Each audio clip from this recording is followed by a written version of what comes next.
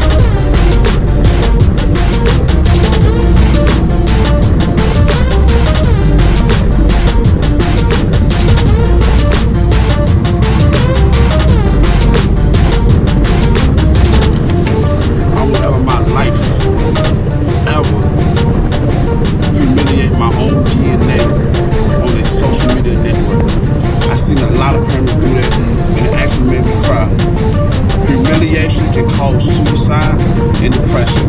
Come on, I'm 26 and I know better than that. Come on, y'all. I do not respect that. Everybody have their own opinion.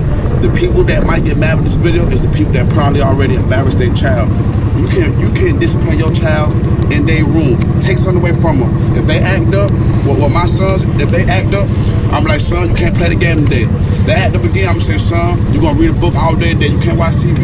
That's it.